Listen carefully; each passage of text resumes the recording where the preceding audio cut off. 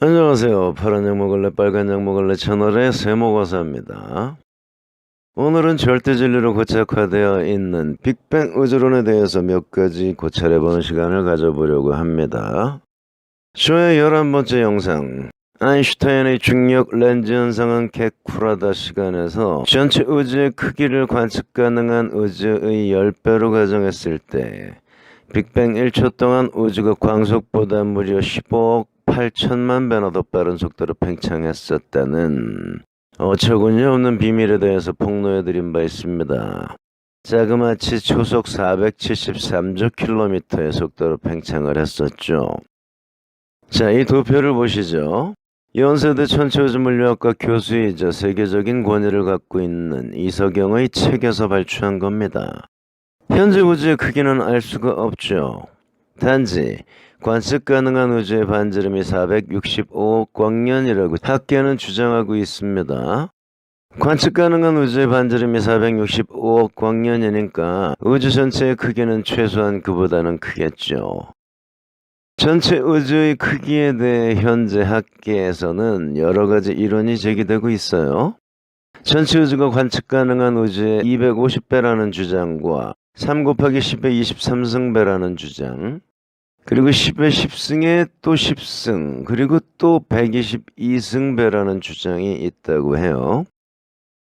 위키백과의 관측 가능한 우주의 내용 중에서 발췌한 겁니다.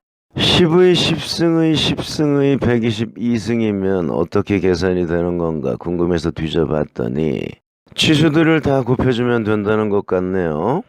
그러면 10의 12,200승이 되겠죠. 1 뒤에 0이 무려 12,200개나 늘어서 있다는 얘기예요. 와우.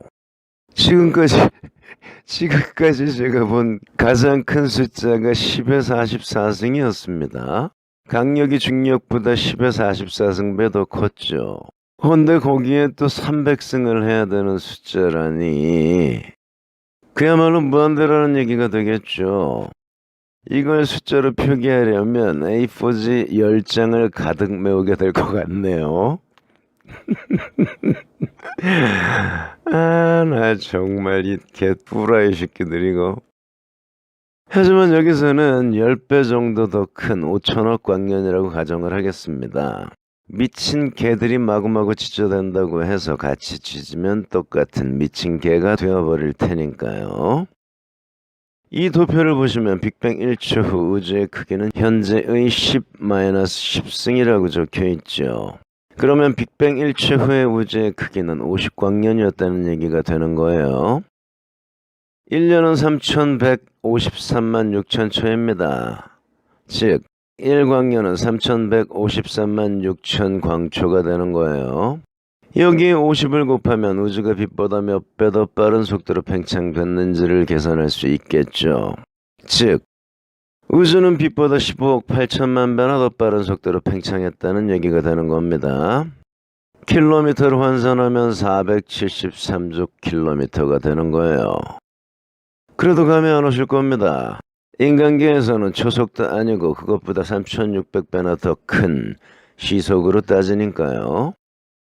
인간계에서 가장 빠른 물체에 속하는 비행기도 시속 900km에 지나지 않습니다. 초속으로는 250m에 불과하죠. 하물며 초속 473m도 아니고 473km도 아니고 그보다 1조 배나 더 큰 473조 킬로미터라니 도대체 이게 얼마나 빠른 속도인지 우리 인간으로서는 감히 상상조차 할 수 없는 게 너무나도 당연하겠죠.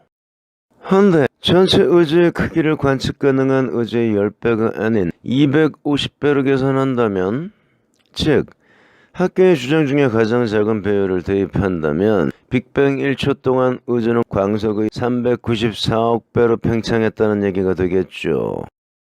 정말 우주적인 코미디라고 밖에 달리 표현할 방법이 없네요. 우주 팽창의 기준점은 지구가 아닌 우주의 중심입니다.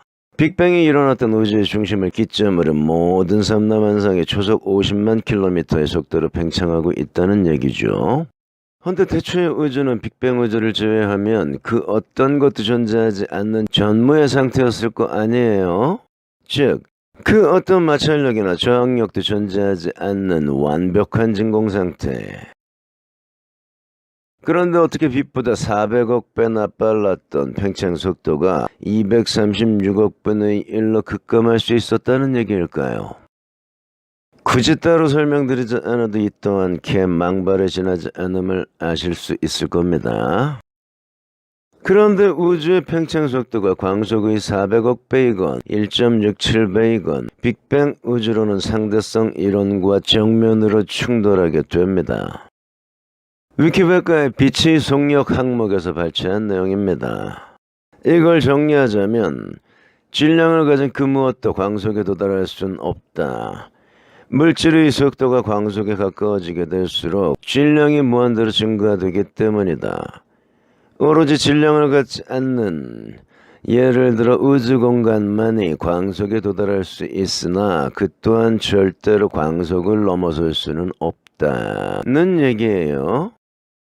헌데 빅뱅 1초 동안 우주는 광속의 400억 배, 그리고 현재도 광속보다 빠른 속도로 팽창하고 있다는 게 빅뱅 우주론의 핵심 내용이니까 상대성 이론과는 절대로 양립할 수 없는 거죠. 물론 여기에 대해 천추우주 물리학자라는 개잡것들은 또 궤변에 궤변을 짓거려 놨을 겁니다. 광속보다 빠른 속도로 멀어져 가고 있는 천체들에 대해서는 시속 50km로 달리는 자전거는 최대 시속이 300km인 KTX를 절대로 추월할 수 없지만 시속 900km로 날아가고 있는 비행기 안을 달리고 있을 때는 KTX를 추월할 수 있다. 허나 이때 자전거의 순수한 속도는 비행기의 속도를 합산한 950km/h가 아니라 그냥 50km/h이다. 이때의 개망발을 늘어났겠죠. 그리고 우주 공간이 빛보다 훨씬 더 빠른 속도로 팽창하고 있는 것에 대해서는 빛도 우주 공간에 예속되어 있으므로 우주 공간의 팽창 속도가 광속의 400억 배라고 할지라도 빛은 항상 그보다 30만 km/s만큼 더 빨리 달리고 있기 때문에 빅뱅 우주론이 아인슈타인의 상대성 이론과 상충되는 건 절대 아니다. 이따의 개망발을 찌끄려 놨을 거고요. 이처럼 전체 우주 물리학은 코올리게들의 유치한 말장난에 불과한 겁니다. 당대에 봉착한 모순을 회피하기 위해 궤변을 늘어놓고 후대에 또 다른 모순이 드러나게 되면 궤변에 궤변을 짓거려가면서 순간순간 위기를 모면할 수는 있겠지만 아무리 그럴듯한 궤변을 늘어놓는다고 해도 절대로 거짓이 진리로 둔갑될 수는 없는 거예요. 숱한 거짓말로 쌓아 올린 작금의 천체우주 물리학은 한마디로 지뢰밭 한가운데에 피어난 사과나무와 다를 바가 없습니다. 개구라라는 영양분을 먹고 무럭무럭 자라나지만 더 이상 성장하게 되면 주변을 둘러싸고 있는 지뢰들과 함께 연쇄 폭발하고야마는. 한마디로 천체우주 물리학계는 끊임없이 제 손으로 제 무덤을 파고 있는 거예요. 학자라는 것들은 돼질 때까지 죽어라 삽질만 하고 있는 거고요. 그게 보기 안쓰러워서 제가 저 가여운 중생들의 수고를 덜어주고자 영상을 만들고 있는 겁니다. 이제 그만 모든 걸 내려놓고 마음 편히 쉴 수 있게 만들어주기 위해서요. 제가 이렇게 관대한 사람입니다. 관측 가능한 우주의 반지름이 왜 465억 광년인지는 지난 시간에 설명드린 바 있습니다. 위키백과의 관측 가능한 우주 항목 중에서 발췌한 내용입니다. 지구를 기점으로 모든 방향으로 관측 가능한 우주의 가장자리와의 거리는 동일하다라고 기재되어 있죠. 한마디로 관측 가능한 우주가 이따위로 생겨먹었다는 얘기예요. 중심에 버거 슈퍼클러스터, 즉 천여자리 초원하단이 자리하고 있습니다. 태양계는 천여자리 초원하단에 속해 있습니다. 즉 지구는 이 상생도의 중심에 위치해 있는 거예요. 학계는 지구를 기점으로 전방위적으로 465억 광년 떨어져 있는 우주의 지평선 이내의 천체들만 관측될 수가 있고 그 너머의 천체들은 관측이 불가능하다고 주장하고 있습니다. 왜? 우주의 지평선 너머의 공간은 광속보다 빠른 속도로 우리로부터 멀어지고 있기 때문에요. 한편 학계는 지구를 기점으로 우주가 전 방향으로 메가파섹당 68km/s의 속도로 멀어지고 있다고 주장하고 있죠. 우주의 팽창 속도는 2009년까지는 메가파섹당 72km/s였는데 2013년도부터는 68km/s로 수정되었다고 합니다. 1메가파섹은 326만 광년입니다. 즉 지구로부터 326만 광년 멀어질 때마다 우주 공간은 우리로부터 초당 68km씩 멀어진다는 얘기예요. 그러면 지구로부터 10,000메가파섹, 즉 326억 광년 떨어진 곳은 초속 68만 킬로미터의 속도로 멀어지고 있겠죠. 약 광속의 2.27배의 속도로요.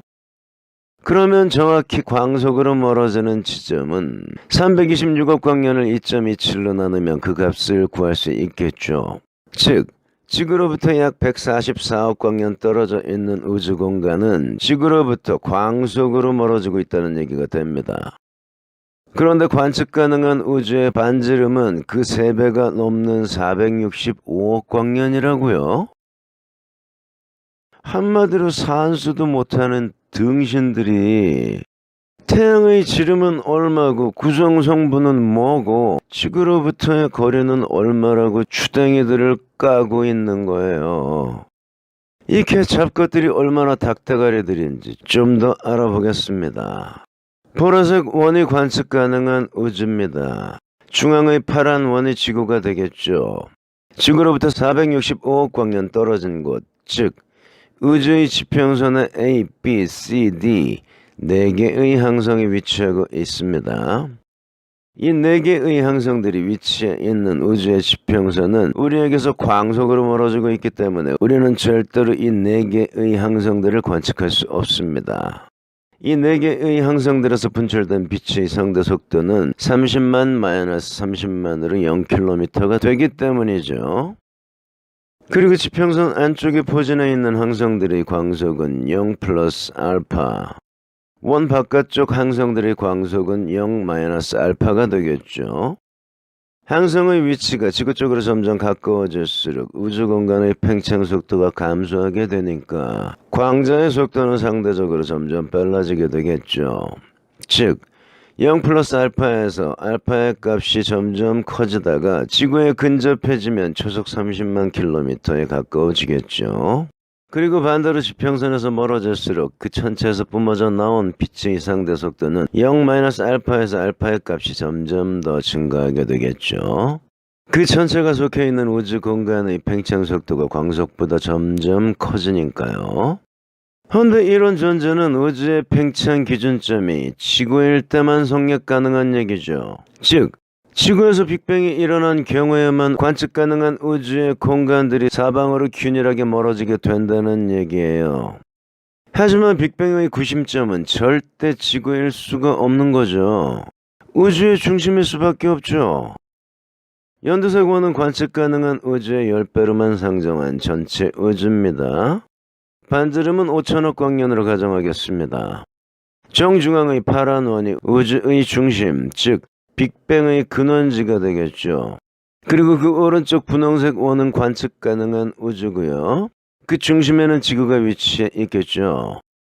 빅뱅은 우주 중심에서 일어났으니까 우주는 노란색 화살표들처럼 중심으로부터 바깥쪽으로 팽창하고 있겠죠. 그러면 관측 가능한 우주 안의 공간들은 어떤 패턴으로 팽창하고 있을까요? 이런 패턴으로 팽창하고 있겠죠. 이 상상도를 조금 더 확대해 보겠습니다. 자, 분홍색 원이 관측 가능한 우주고 가운데 연두색 원이 지구입니다. 지구로부터 465억 광년 떨어져 있는 항성 A, B, C, D에서 분출된 빛이 지구를 향해 날아옵니다. 항성 C와 D는 지구로부터 광속으로 멀어지고 있기 때문에 지구를 향해 분출된 빛은 절대 지구에 도달할 수 없겠지만 설사 C와 D의 팽창 속도를 0이라고 가정해 준다고 해도 빛은 절대 지구에 도달할 수가 없습니다. 왜냐하면 지구가 A 방향으로 광속으로 팽창하고 있기 때문이에요.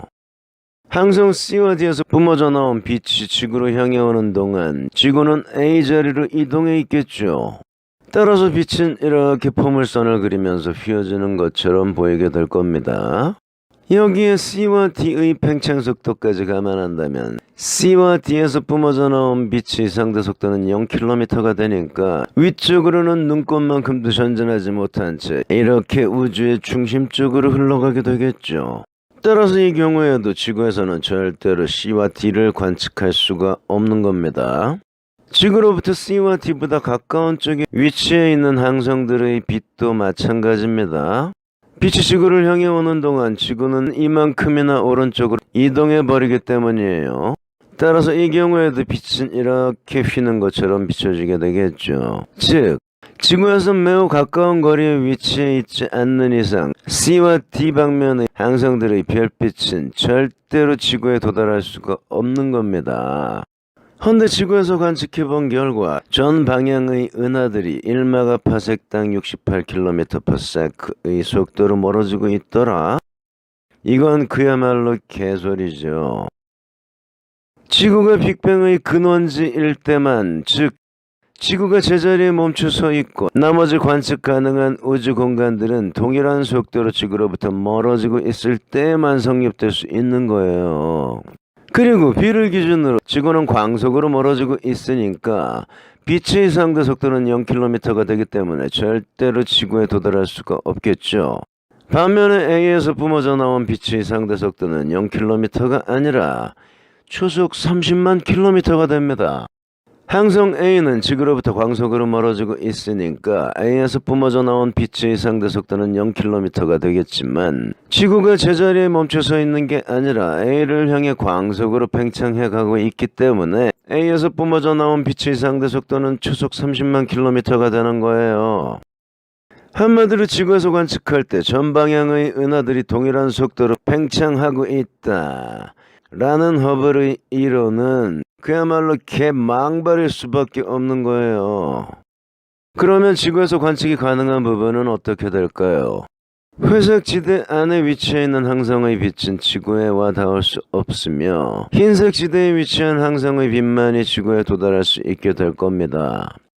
저는 수학에는 젬병이니까 정확한 계산에 의한 건 아니고 대략적인 상상도임을 밝혀두는 바입니다. 마찬가지로 중앙의 연두색 원은 지구이며 지구를 둘러싸고 있는 파란 원은 지구와 우주의 지평선의 중간 지점입니다. 지구는 이 지점으로부터 광속의 절반의 속도로 A 지점으로 멀어지므로 C와 D를 잇는 선을 기점으로 왼쪽으로 파란 선 바깥에 위치한 항성들의 빛은 절대로 지구에 와닿을 수가 없습니다. 파란 원 바깥 지역의 천체들에서 뿜어져 나온 빛이 지구에 대한 상대 속도는 광속의 절반 이하가 되기 때문이에요. 단지 파란 원 안쪽에 위치해 있는 천체에서 뿜어져 나온 광자들만이 지구에 대한 상대 속도가 광속의 절반 이상의 속도를 띠게 되는데 A와 B 지역의 천체들의 광자들은 사선으로 이동하게 돼서 그만큼 멀리 가야 되기 때문에 마찬가지로 지구에 도달하는 게 요원할 것으로 판단됩니다. 반면에 A 방향으로는 광범위한 영역 안에 위치해 있는 천체들의 광자가 지구에 도달할 수 있겠죠. 지구가 A 방향으로 팽창해 오기 때문에 짧은 거리만 이동해도 지구에 도달할 수 있을 테니까요.